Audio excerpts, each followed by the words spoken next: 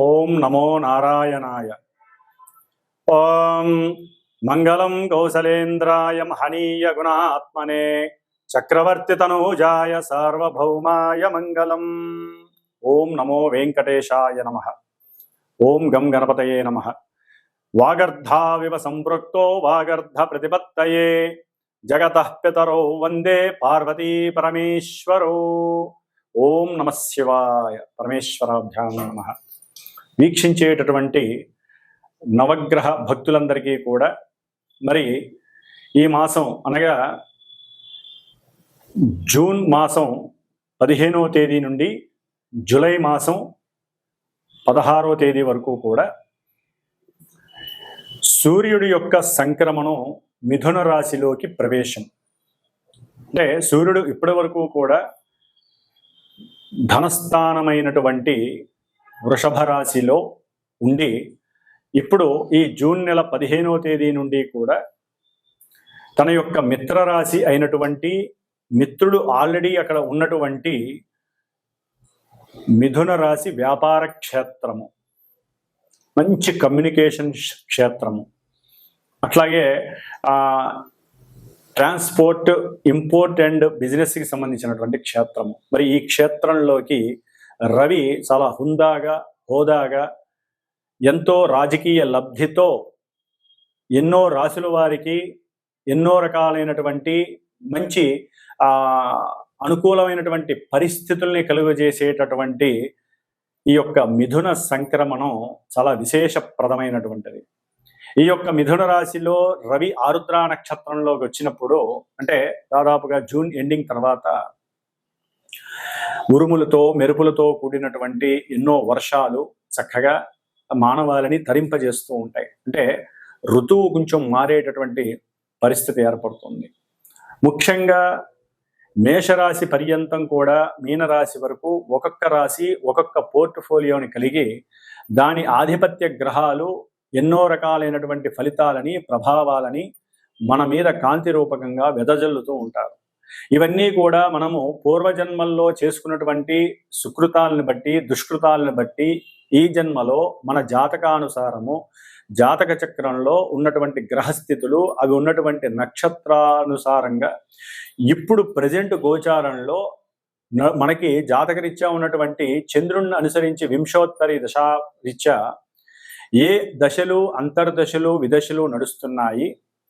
ఆ యొక్క దశానాథులు మరి ఇప్పుడు ప్రజెంట్ లగ్నరీత్యా ఎక్కడున్నారు, అట్లాగే మన యొక్క గోచారంలో చంద్రుడు చాలా విశేషమైనటువంటి ప్రభావాన్ని మన మనసు మీద ప్రభావితం చూపిస్తూ ఉంటాడు.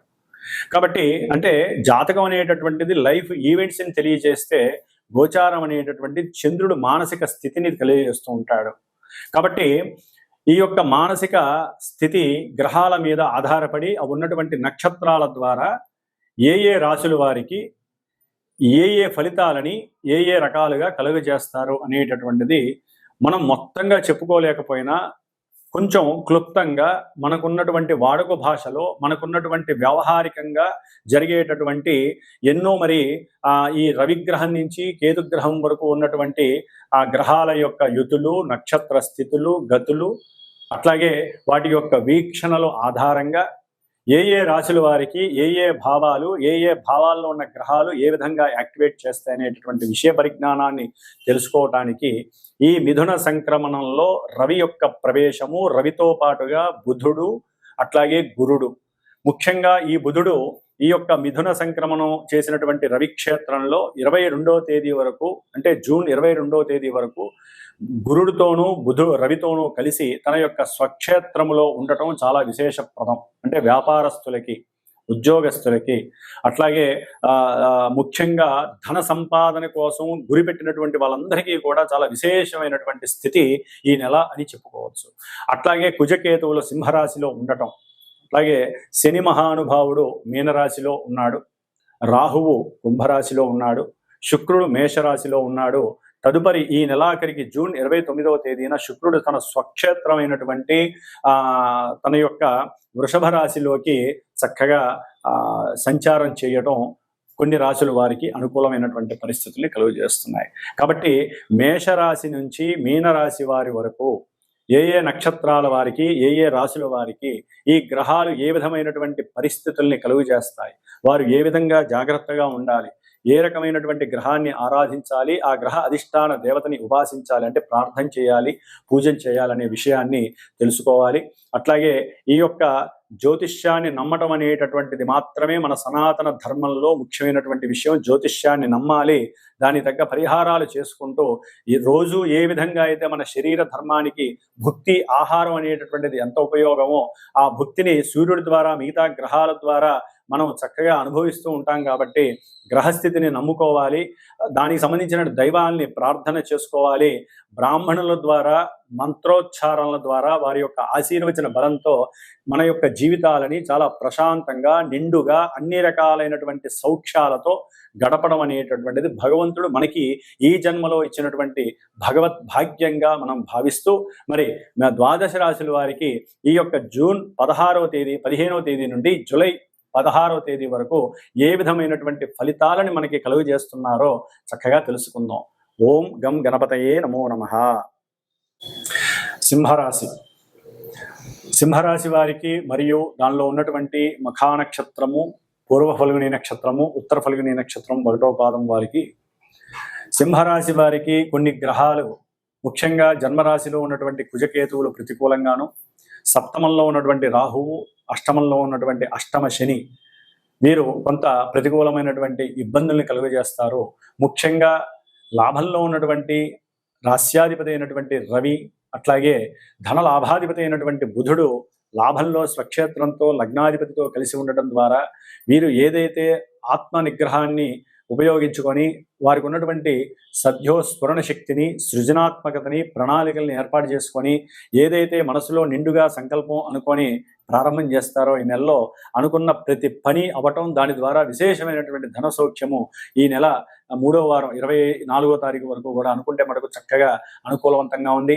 అట్లాగే లాభంలో ఉన్నటువంటి పంచమ అష్టమాధిపతి అయినటువంటి గురుడు చక్కగా రవి బుధ గురులు ముగ్గురు కూడా కలిసి మంచి ఫ్రెండ్స్, వారు చక్కగా మంచి స్నేహితులు. వాళ్ళు ఆ స్నేహితులు లాభస్థానంలో ఉండటం అంటే సింహరాశి వారికి అసలు చాలా అనుకూలమైనటువంటి పరిస్థితి అని చెప్పండి. ఏదనుకుంటే అది జరగాల్సిందే. రవి బంగారము, బుధుడు బంగారమే, గురుడు బంగారమే, ముగ్గురు బంగారాన్ని సూచిస్తారు.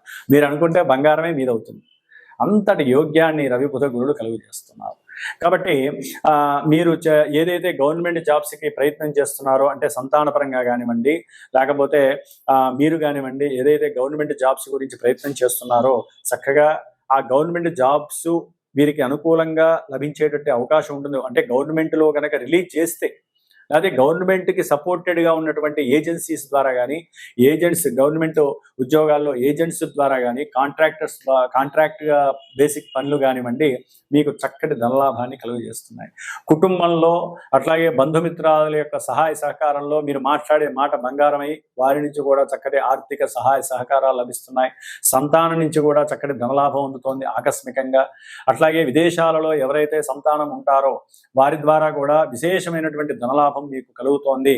మీరు పెట్టినటువంటి షేర్స్, సెన్సెక్స్, లేకపోతే మీ వృత్తి ఉద్యోగాల్లో భాగస్వామ్యంలో ఏదైనా సరే ధనాన్ని పెంచినా అవన్నీ రెట్టింపు అయ్యి చక్కటి ఆనందాన్ని, ఉత్సాహాన్ని మీకు ఎంతో విశేషమైనటువంటి వికాసాన్ని కలుగజేసేటటువంటి పరిస్థితి కలుగుతోంది. మీ యొక్క బుద్ధి రెట్టింపు అవుతోంది, చైతన్యం స్ఫూర్తినిస్తుంది. అట్లాగే రవి బుధ గురుల యొక్క సంయోగం వలన మీ యొక్క ఆత్మశక్తి 10ంతలు పెరుగుతోంది. బుధ గురుల యొక్క సంయోగం ఎటువంటిదంటే తెలివితేటలు, లోకజ్ఞానము కలిస్తే, మీ రాస్యాధిపతి కలిస్తే ప్రపంచవ్యాప్తంగా మీ యొక్క కీర్తి అజరామరంగా ఎదగటానికి ఇది ఒక సువర్ణ అవకాశంగా భావించాలి. కంపల్సరీ బంగారం లాభం కలుగుతోంది, మీకు ఏదో రకంగా నిధి లభిస్తోంది. అట్లాగే ముఖ్యంగా అష్టమ శని గ్రహ ప్రభావము, సప్తమ స్థానంలో ఉన్నటువంటి రాహుగ్రహ ప్రభావము, మీ జన్మరాశిలో ఉన్నటువంటి కుజకేతువుల యొక్క ప్రభావము, ఇవన్నీ ఒకందుకు మిమ్మల్ని ముందుకు తోస్తున్నప్పటికీ, చక్కటి ఆనందాన్ని ఇస్తున్నప్పటికీ, జన్మరాశిలో ఉన్నటువంటి కుజుడు కేతువు ఆరోగ్యాన్ని పాడు చేసి అనారోగ్యాన్ని, తెలియని కడుపులో తెలియనటువంటి ఒక నిప్పులను కలుగజేయటం, గ్యాస్ని ఎసిడిటీని చేసి మీరు అనుకున్నటువంటి కార్యాలు ముందుకు వెళ్లకుండా మిమ్మల్ని అజమాయిషీ చేసేటటువంటి పరిస్థితి, నిర్బంధిస్తారు, ప్రతికూలతలు కలుగజేస్తారు, ఆరోగ్యాన్ని దెబ్బపడేస్తున్నారు ఈ కుజకేతువులు. అట్లాగే సప్తమంలో ఉన్నటువంటి రాహువు, కుజకేతు రాహుగ్రహ ప్రభావము సింహరాశి వారికి మరి భార్యాభర్తల సంబంధం కావచ్చు, సంఘంలో మిమ్మల్ని కాస్త పెడగా చూసేటటువంటి పరిస్థితి, అవమానాలు అనుమానాలు కలిగేటటువంటి పరిస్థితి కలుగుతోంది. మీరు అనుకున్న సంకల్ప సిద్ధికి వ్యతిరేకంగా ఈ కుజరాహు కేతువులు అనేవాళ్ళు కలుగజేస్తున్నారు. అనుకోకుండానే భార్యాభర్తల మధ్య విభేదాలు గృహంలో కాస్త ప్రతిబంధకంగా మారే అవకాశం కలుగుతుంది. చదువుకునేటటువంటి విద్యార్థులు ముఖ్యంగా ఉన్నతమైనటువంటి విద్య యందు ఎంతో ఆసక్తిగా మాకెంతో తెలివితేటలు ఉన్నాయి, బయటికి తీసుకురావాలనుకుంటారు, కానీ ఆరోగ్యపరమైనటువంటి సమస్యలు, తండ్రి యొక్క సహాయ సహకారాలు ఉన్నప్పటికీ కూడా మీ ఆరోగ్యం సహకరించలేకపోవడం వలన కాస్త ఇబ్బందులు ఎదురయ్యే అవకాశం ఉంటుంది. కాబట్టి అష్టమ శని అయితే కనుక మిమ్మల్ని ఎన్నో రకాలుగా ఇబ్బంది పెట్టే అవకాశం ఉంటుంది. కానీ ఆయన షష్ఠాధిపతి అష్టమంలో ఉండటం ఒక విశేషమైనటువంటి భాగ్యము, గురు రాశిలో ఉండటం ఇంకా విశేషం. కాబట్టి మీరు చేసేటటువంటి సేవకా వృత్తిలో మీ కింద ఎవరైతే పనిచేస్తున్నారో వారి యొక్క సహాయ సహకారాలు మిమ్మల్ని ఒక స్థాయికి తీసుకెళ్లే అవకాశం ఈ అష్టమ శని ప్రాబల్యం కలుగజేస్తుంది. అష్టమ శని ఇచ్చేటటువంటి దోషాలు కొన్ని ఇస్తూనే ఉంటాడు, కానీ సేవకా వృత్తిలో మీకు గుర్తింపు లభిస్తుంది, ఏదో రకంగా ఆకస్మికంగా ధనలాభం కలుగుతోంది. అట్లాగే సప్తమాధిపతి అంటే భార్యాభర్తల్లో ఎవరో ఒకరి ద్వారా కాస్త కష్టపడితే గనక ధనలాభం అనేది మిమ్మల్ని కాస్త కుదుటపడేటటువంటి పరిస్థితి కలుగుతోంది. సింహరాశి వారికి శని యొక్క దృష్టి వ్యాపార స్థానం అయినటువంటి 10వ భావం మీద పడడం ద్వారా మీరు భార్యాభర్తలు చర్చించుకొని ఏదో ఒక వ్యాపారం చేయాలి. ఎప్పుడూ నిర్లిప్తగా నిస్తేజంగా ఉంటారు, అట్లా ఉండకూడదు. కాస్త ఆలోచించి జాగ్రత్తగా అయినా సరే ప్రణాళికలు రచించి వ్యాపారం పెట్టాలి అనుకుంటారు, ధనాన్ని వెచ్చించి. కొంచెం జాగ్రత్తగా ఉండండి. అవతల వ్యక్తుల్ని నమ్మడానికి 1కి 10 రోజులు టైం తీసుకోండి, లేకపోతే నిండా మునిగిపోయే అవకాశం ఉంటుంది, ధనపరంగా నష్టపోతారు. అట్లాగే ఈ యొక్క శుక్రుడి యొక్క స్థితి భాగ్యస్థానంలో ఉండటం ద్వారా చక్కటి విలాసవంతమైనటువంటి జీవితము, ధనలాభం కలుగుతుంది. బంధుమిత్రాదుల యొక్క సహాయ సహకారాలు, భార్య ద్వారా సహాయ సహకారము, మెప్పు లభిస్తుంది. చక్కటి భాగ్యవంతమైనటువంటి జీవితాన్ని అనుభవిస్తారు ఈ నెలాఖరు వరకు కూడా. తర్వాత ఉద్యోగ వ్యవస్థలో కొంత మార్పులు చేర్పులు జరుగుతాయి, గృహంలో కూడా కొంత మార్పులు జరుగుతాయి. గృహ మార్పు, ఉద్యోగ మార్పు కలిగే అవకాశము. అట్లాగే వాహనాలు పాతవి అమ్మేసి కొత్తవి కొనే విషయంలో కొంత ఆర్థికంగా బర్డెన్స్ మీకు ఎదురయ్యే అవకాశం ఉంటుంది. తెలివిగా చేయడం ద్వారా మీకు చక్కటి లాభస్థితి అయితే కనిపిస్తోంది. ఏదేమైనప్పటికీ రవి, బుధ, గురుడు, మీ యొక్క శుక్రుడు 3 శుభగ్రహాలు మిమ్మల్ని బ్యాలెన్స్ చేస్తూ ఈ నెల చక్కగా మిమ్మల్ని ముందుకు తీసుకెళ్లి చక్కటి సౌఖ్యాన్ని, భోగాన్ని సింహరాశి వారికి కలుగజేస్తున్నాయి. ఏదేమైనప్పటికీ మీరు ఎక్కువగా సుబ్రహ్మణ్య ఆరాధన చేయండి, శనిగ్రహ పాశుపత అభిషేకాన్ని చేయించుకోండి, లేదా శివాలయంలో అభిషేకాలు చేయించుకోండి.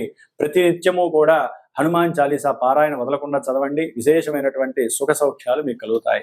ఓం గం గణపతయే నమో నమః.